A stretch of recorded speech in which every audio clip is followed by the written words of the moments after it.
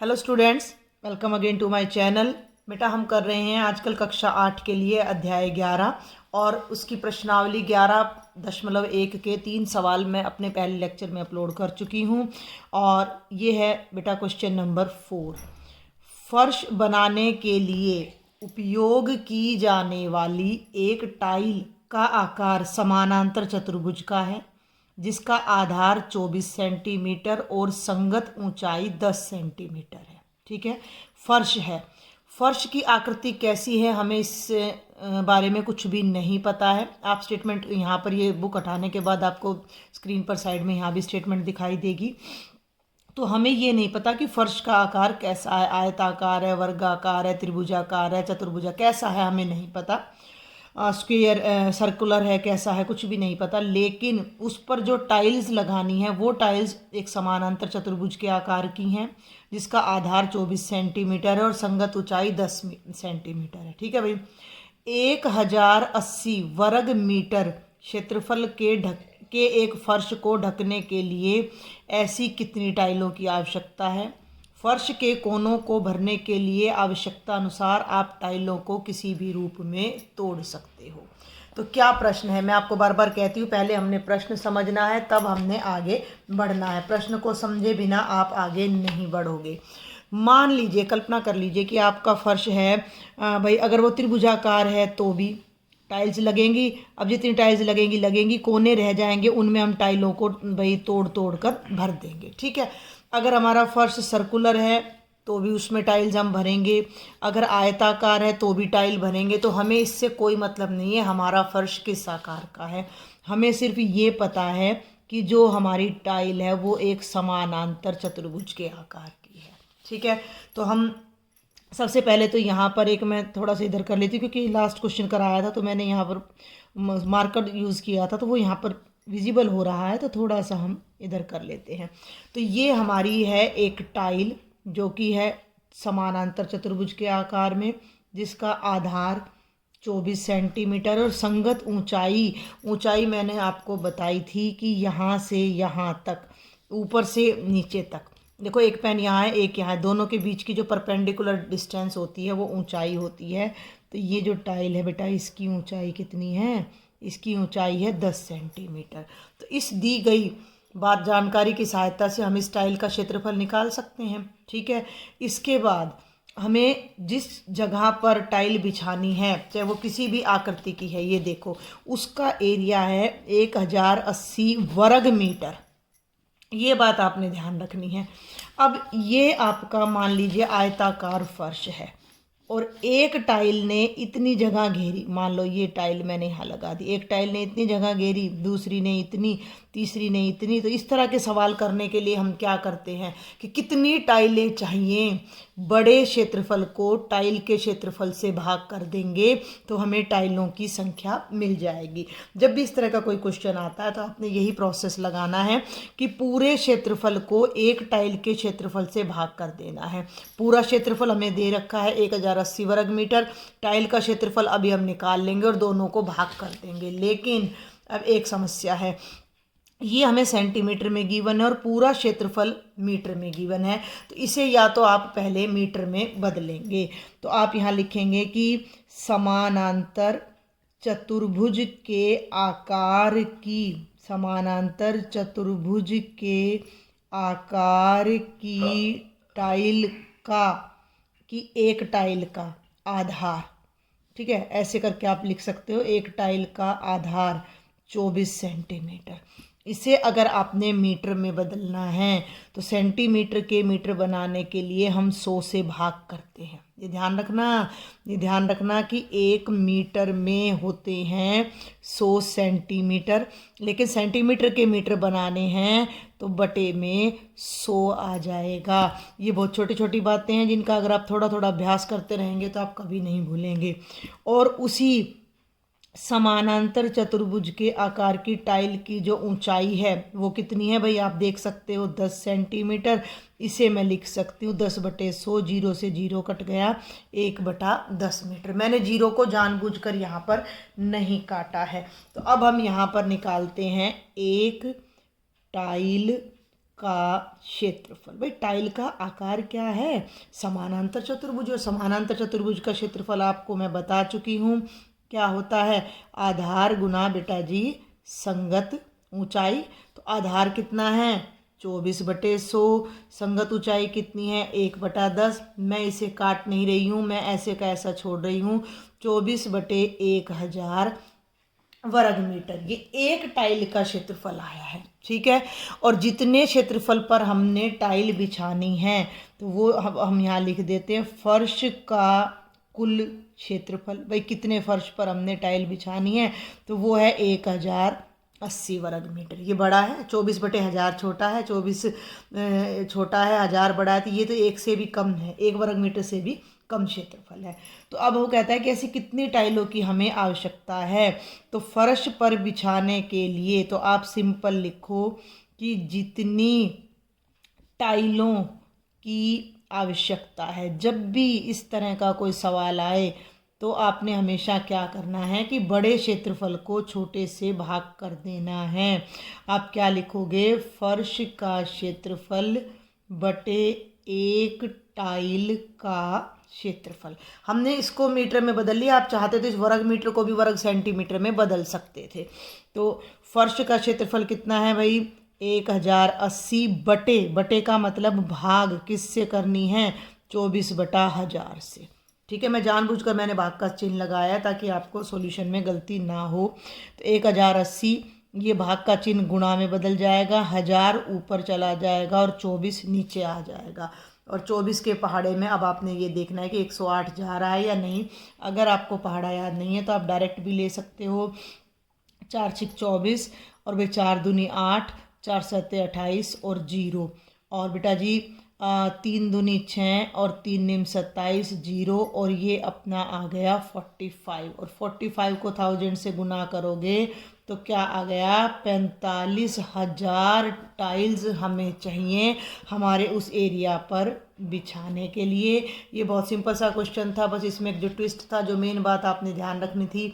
सबसे पहले तो आप ये देखो कि आपको एक टाइल का समांतर चतुर्भुज के आकार की टाइल है जिसका आधार दे रखा है ऊंचाई, लेकिन दोनों सेंटीमीटर में है। हमने उनको मीटर में बदला। क्यों बदला? क्योंकि जिस फर्श पर हमें टाइल बिछानी है उसका क्षेत्रफल ये जो 1080 है ये हमें वर्ग मीटर में दे रखा था, इसलिए हमने इनको भी मीटर में बदल दिया।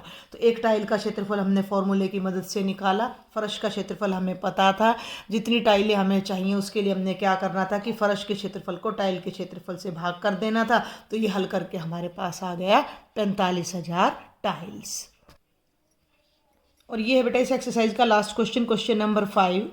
एक चींटी किसी फर्श पर बिखरे हुए विभिन्न आकारों के भोज्य पदार्थों के टुकड़ों के चारों ओर घूम रही है। ठीक है भाई, ये आपको 3 चित्र दिए हुए हैं जो कि खाने के आइटम हैं। एक आइटम ये है अर्धवृत्ताकार, एक आइटम इस शेप में है और एक आइटम ये लगभग अपनी कीप स्टाइल में या सॉफ्टी भरी हुई होती है उस स्टाइल में है। और ये चींटी है बेचारी जो इसके चारों तरफ चक्कर काट रही है। भोज्य पदार्थ के किस टुकड़े के लिए चींटी को लंबा चक्कर लगाना पड़ेगा?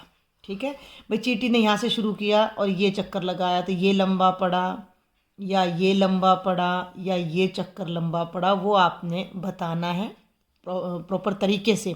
स्मरण रखिए कि वृत्त की परिधि का सूत्र C = 2πr है, जहाँ r वृत्त की त्रिज्या है की सहायता से प्राप्त की जा सकती है। ये तो हमें पता है कि हमें किसकी सहायता लेनी है, तो ये तो बाद की बात है भाई।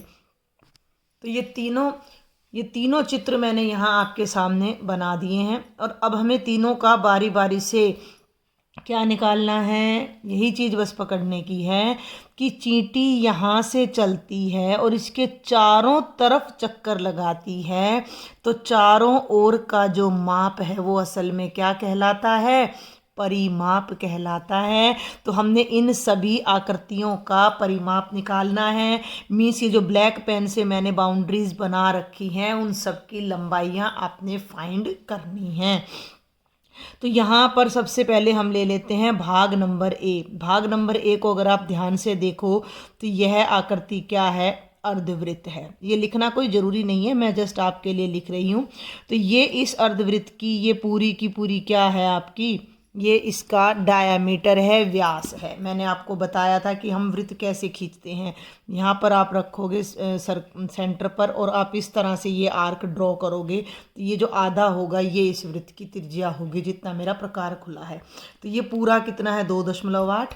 तो आप यहाँ लिखेंगे कि अर्धवृत्त का व्यास, अर्धवृत्त का व्यास कितना है, 2.8 सेंटीमीटर। तो अर्धवृत्त की जो त्रिज्या आएगी, जिसे हम आर कहते हैं, वो 2.8/2।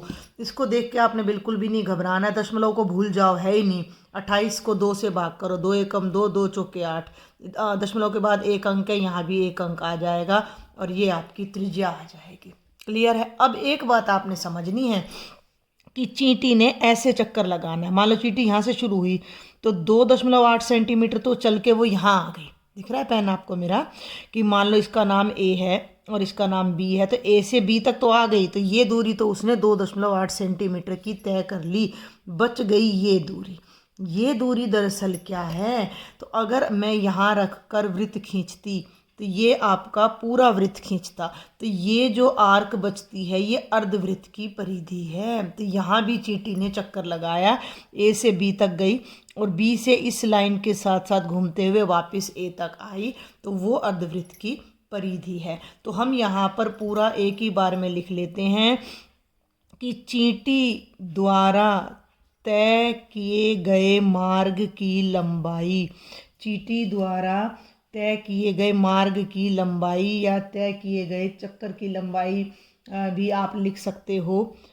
तो चींटी के लिए तो भैया मार्ग ही हो जाएगा ना, बहुत बड़ा हो जाएगा बस बेचारे के लिए। तो वो कितना हो जाएगा, ध्यान दें कि वृत्त का व्यास यानी कि ए बी जमा अर्धवृत्त की परिधि, ये चीज़ को बस समझना है। ये क्वेश्चन स्पेशल आपको इसलिए दिया गया है कि आपकी जो है रीजनिंग अच्छी हो जाए, आप उस कॉन्सेप्ट को समझकर, फॉर्मूला को समझकर आप किसी भी टाइप के क्वेश्चन को सॉल्व कर सके। तो ये तो हो गया व्यास, यहाँ से यहाँ तक तो हो गया, ये दूरी हो गई 2.8 सेंटीमीटर।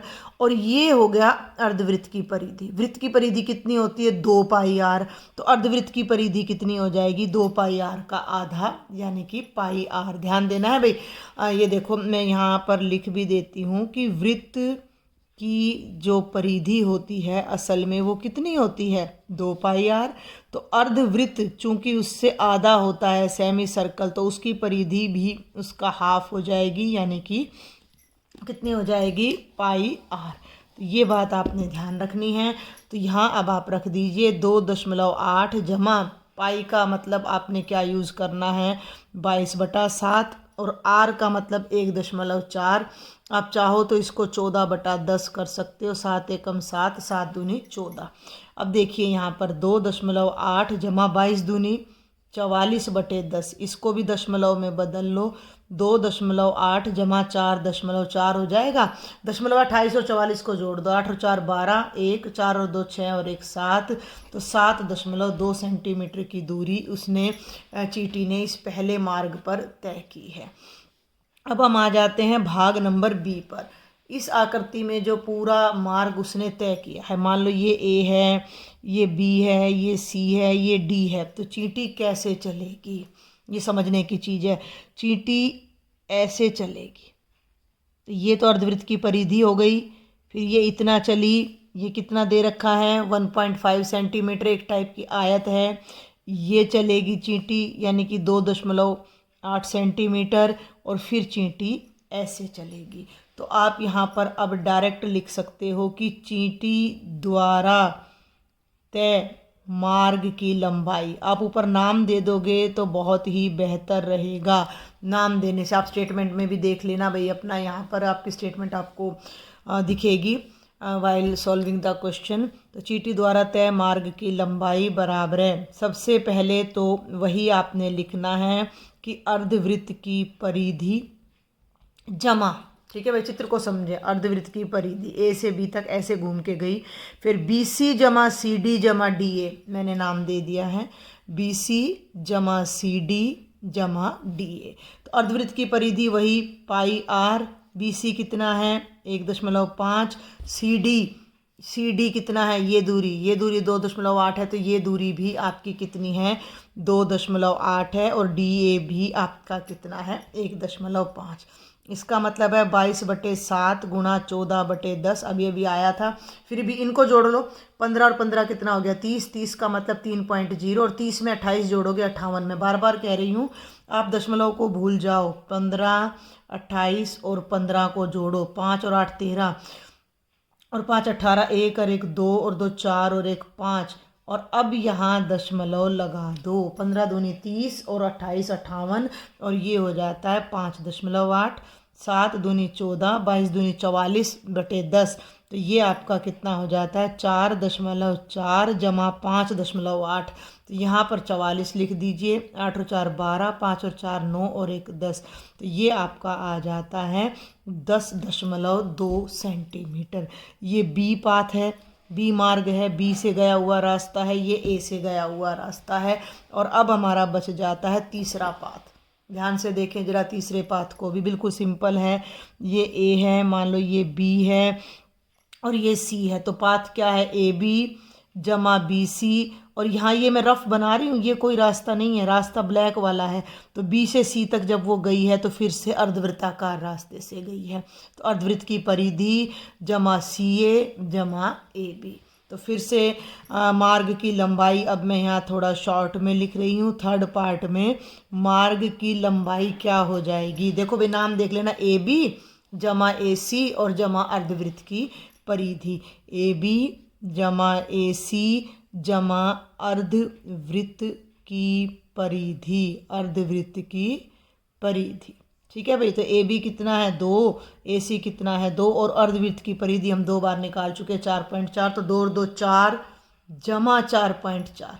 भाई ये एडिशन आपको ना आनी चाहिए। मैं फिर से यहाँ रफ में अलग से यहाँ बता रही हूँ। 4 का मतलब है 4.0, और उसमें 4.4 यानी 40 में 44 जोड़ना है, तो ये 8.4 सेंटीमीटर का पाथ आपका आ जाता है। तो पहला पाथ 7.2 सेंटीमीटर, दूसरा रास्ता, पाथ मीन्स रास्ता, 10.2 सेंटीमीटर, तीसरा पाथ 8.4 सेंटीमीटर। तो तीनों में से कौन सा मार्ग पर उसको सबसे लंबा चक्कर लगाना पड़ रहा है, तो हम लिखेंगे अतः मार्ग भोज्य पदार्थ बी के लिए, अतः भोज्य पदार्थ बी के लिए चींटी को, भोज्य पदार्थ बी के लिए चींटी को सबसे लंबा चक्कर लगाना पड़ता है। ठीक है भाई, लगाना पड़ता है। तो ये था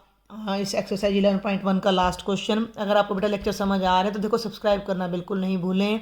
ज़्यादा से ज़्यादा अपने क्लासमेट्स को, अदर स्टूडेंट्स को आप शेयर करें, कमेंट ज़रूर किया करें। Thank you students.